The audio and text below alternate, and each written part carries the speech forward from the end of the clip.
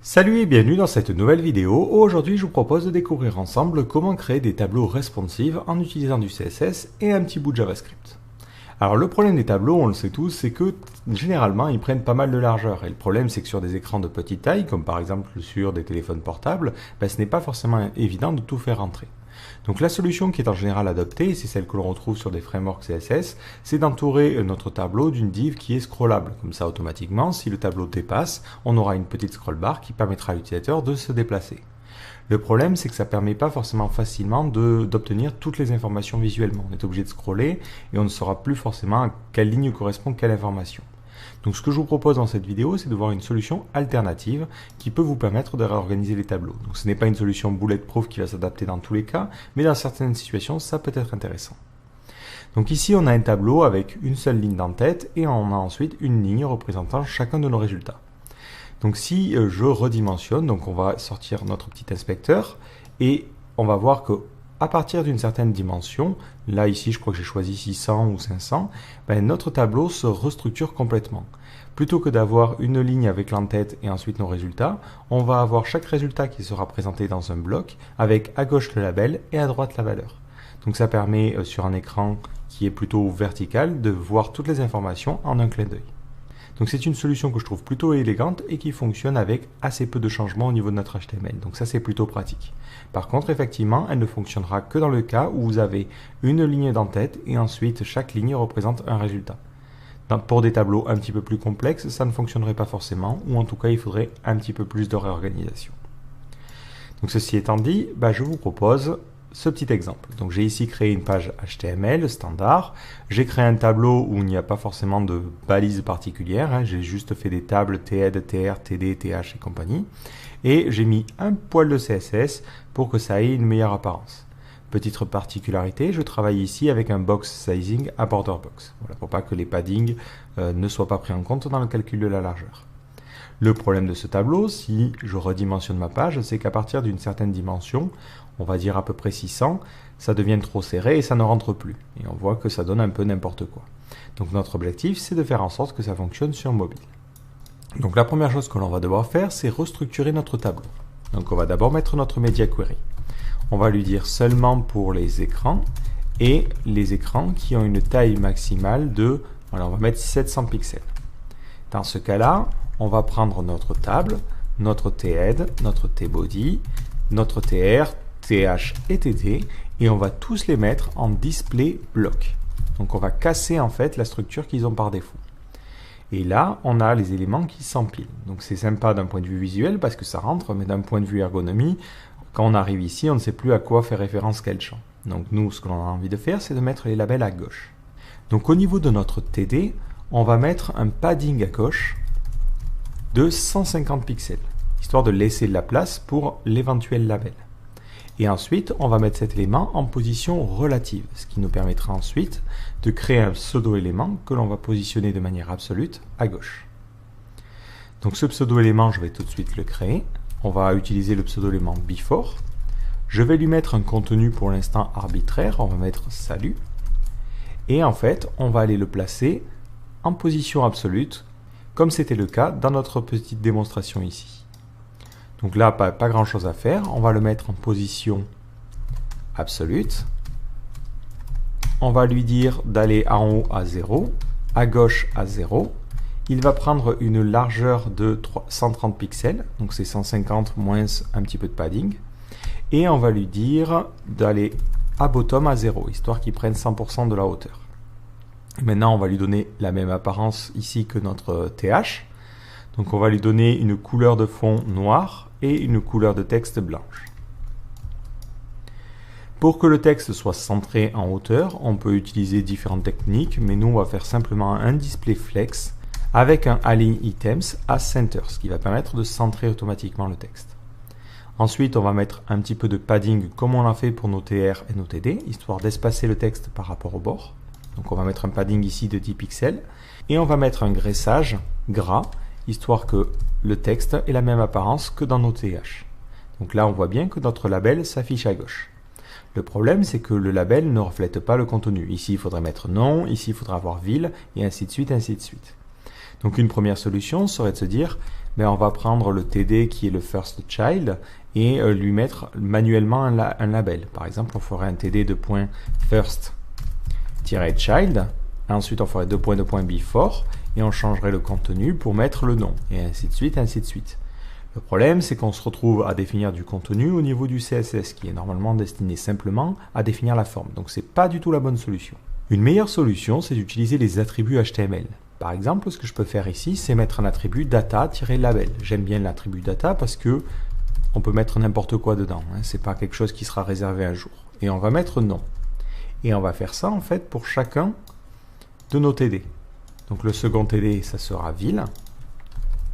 Le troisième, ça sera tour 1.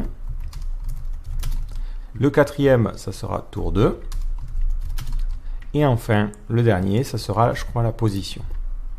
Et il faudrait faire ça pour chacune de nos lignes. Donc là, je fais pour la première, mais après, il faudra faire la même chose pour la deuxième, puis la troisième, et ainsi de suite, ainsi de suite. Donc si vous utilisez du PHP ou un langage côté serveur pour générer votre tableau, c'est plutôt simple de faire ça dynamiquement. Maintenant, dans mon style.css, il me suffit simplement dans le before, plutôt que de mettre un contenu arbitraire, de lui dire récupère la valeur de l'attribut data-label. Comme ça, automatiquement, il va récupérer cet attribut-là et il va mettre la valeur. Donc votre CSS n'est plus dépendant du contenu. Et il faudrait dupliquer ça pour chacune de nos lignes.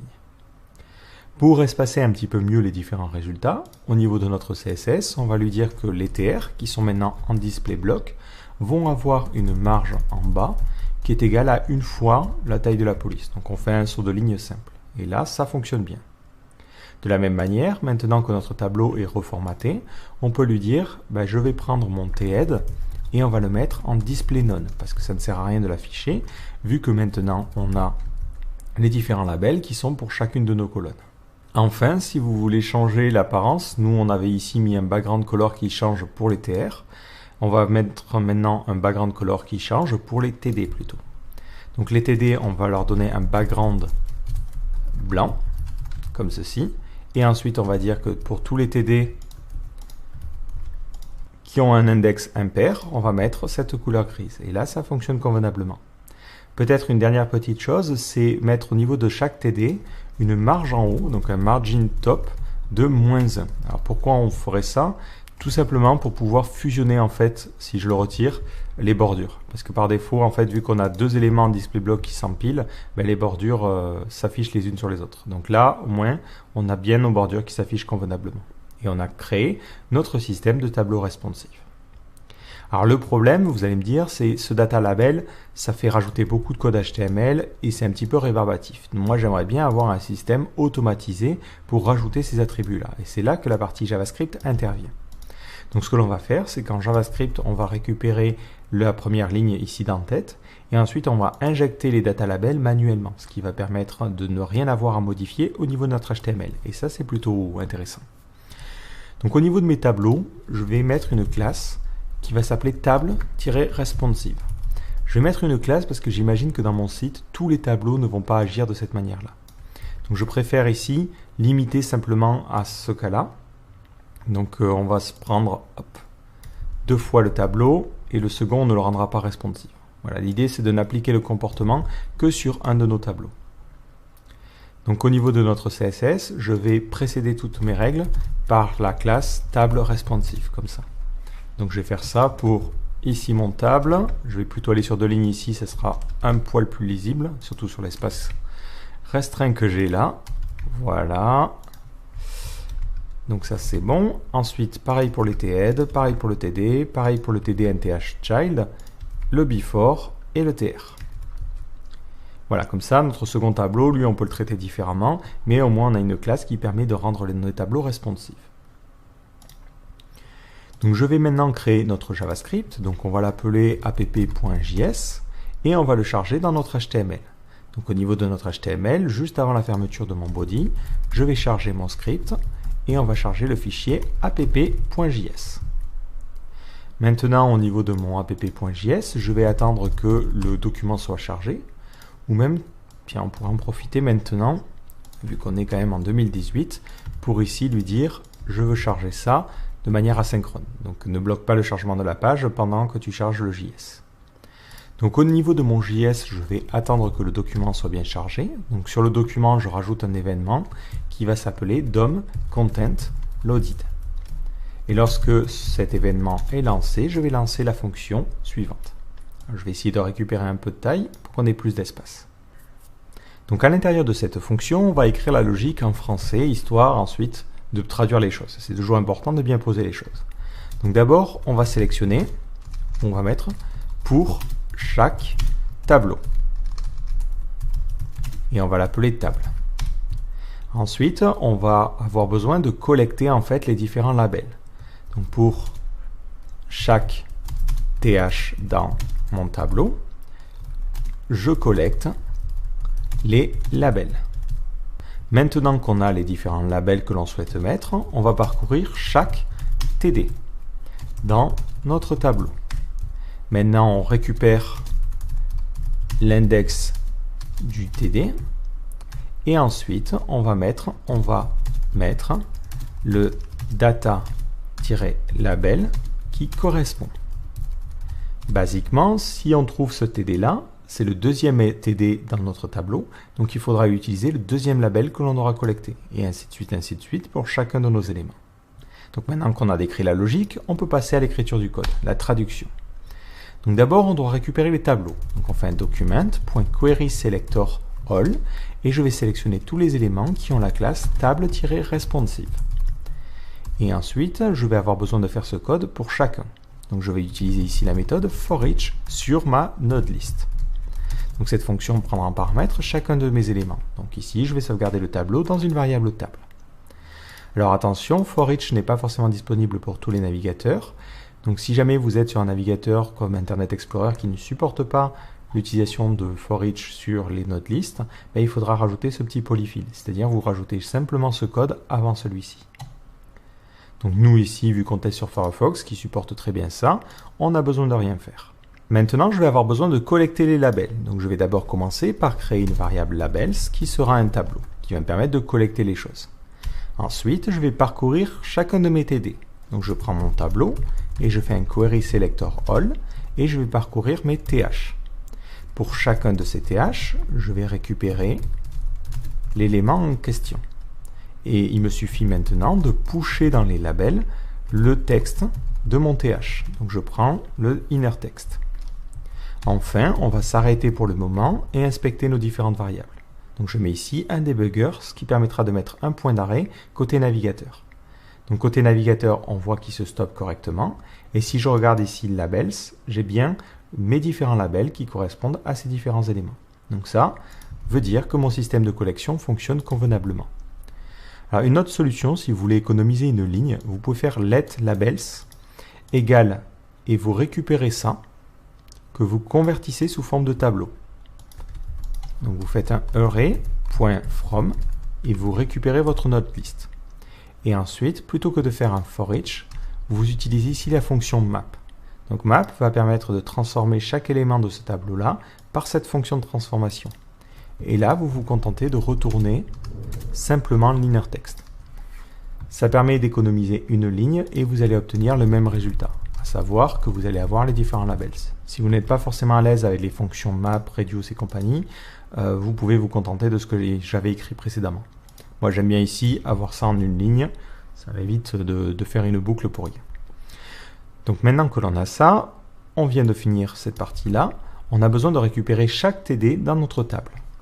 Donc on va faire un table.querySelectorAll et récupérer chacun de nos TD. Ensuite, on va utiliser le forEach dessus et on va lancer une fonction. Alors dans cette fonction, on va récupérer le TD, mais on va aussi récupérer quelque chose d'important, c'est l'index, à savoir quel est le numéro de ce TD là. Donc ça nous donnera 0 pour le premier, 1 pour le suivant, 2, 3, 4, 5, 6 et ainsi de suite, ainsi de suite. Donc notre tableau n'a pas de call span ou autre, parce qu'effectivement là ça poserait problème, il faudrait peut-être gérer ce cas de manière isolée. Mais l'avantage c'est que maintenant avec ce i, je vais pouvoir connaître l'index de mon élément. Donc le problème c'est que nos labels, ils vont de 0 à 4. Alors que notre i ira de 0 à le nombre de TD qu'il y a au total dans notre tableau. Donc pour obtenir une valeur comprise entre 0 et 4, il faudra faire i modulo labels.length. On va juste mettre un petit console.log. Voilà, histoire que vous voyez, pour ceux qui ne sont pas forcément des pros en mathématiques. Donc le modulo, ça vous donne le reste de la division de i par labels. Donc ici, labels vaut 5. Donc ça fera 0 divisé par 5, ça laisse 0. Ensuite, 1 divisé par 5, ben le reste c'est 1. Et ainsi de suite, ainsi de suite. Quand on arrive à 5, c'est cet élément-là. 5 divisé par 5, le reste c'est 0. Donc ça mettra 0. Et ça rebouclera. Et on aura toujours des valeurs comprises entre 0 et 4. Donc maintenant qu'on a cet index-là, il nous suffit simplement de faire un td.setAttribute. On définit l'attribut data-label. Et comme valeur, on lui met labels, donc ça c'est la liste de nos labels, et on récupère l'élément à l'index qui correspond au modulo de la taille du tableau par i. Et là, hop, on va obtenir nos différents labels qui vont être générés automatiquement avec juste un poil de JavaScript. Donc l'avantage, c'est que si jamais vous retirez une ligne un jour, ben, vous n'avez pas à refaire votre tableau, ou même si j'en rajoute une, hop, je fais tour 3. Ici, je mets tour 3 et tour 3. Ici, ensuite, ben, je duplique par exemple cette ligne-là. Hop, on va la dupliquer pour chacun de nos éléments. Et automatiquement, notre tableau va refléter les choses. Sauf que, évidemment, comme un gros boulet, j'ai pas modifié le bon tableau. Donc, c'est pas grave. On va mettre la classe table responsive sur ce second tableau aussi. Et là, hop, il devient responsive et nous affiche le troisième tour. Là où ça peut poser problème, c'est ce que je vous disais, c'est dans le cas où vous auriez des TR un peu particuliers. On peut s'imaginer ici que vous mettriez un TH et vous mettriez dedans total et vous vous dites, ah ben ça va être quelque chose qui va fusionner en fait les 4 premières colonnes ou les 5 premières colonnes. Et ensuite, on aurait notre TD classique qui affiche le total. Par exemple, bah, au total, ils ont mis 100 heures, bon peu importe. Là, dans ce cas-là, effectivement, notre système va avoir un petit problème. C'est que, vu qu'il trouve que le TD, c'est le second élément, il va lui appliquer le label du second élément. Et donc, on va avoir un petit problème. Donc après, il faut voir au cas par cas, suivant la structure de vos tableaux. Ici, une correction qui peut être envisageable serait de se dire, pour les tableaux qui sont responsives, si je trouve un TH, tous les TD qui viennent après, ils vont ne pas avoir de before. Donc, ça veut dire que je vais retirer le before qu'ils ont par défaut. De point before, et on va mettre un display de point none. Comme ça va disparaître. Et ensuite, on peut dire qu'au niveau de ce TD là, on retire le padding left que l'on avait mis de 150 et on met simplement notre padding de 20 pixels. Ou même c'était 10 pixels par défaut. Voilà, ça peut être une solution. Et dans ce cas-là, on a le TH qui s'affiche complètement au-dessus et ensuite notre élément. Bah, pour des cas un petit peu plus complexes, par contre, il faudra aviser, ça va dépendre vraiment de votre situation. Sachant que vous pouvez ensuite rajouter un petit peu de logique au niveau du JavaScript si vous avez besoin de faire des styles plus complexes. Mais là, on voit que très simplement, ça permet d'avoir un tableau qui est responsive, qui s'affiche convenablement sur des écrans de grande taille et sur des écrans de plus petite taille. Automatiquement, ça casse pour mettre en place ce système avec des labels à gauche et les valeurs à droite. Donc je trouve ça un poil plus élégant que le système de scroll bar parce que ça permet sur un écran vertical de voir plus d'informations en un seul clin d'œil. Donc j'espère que cette petite astuce vous a plu et je vous donne rendez-vous dans une prochaine vidéo. Ciao!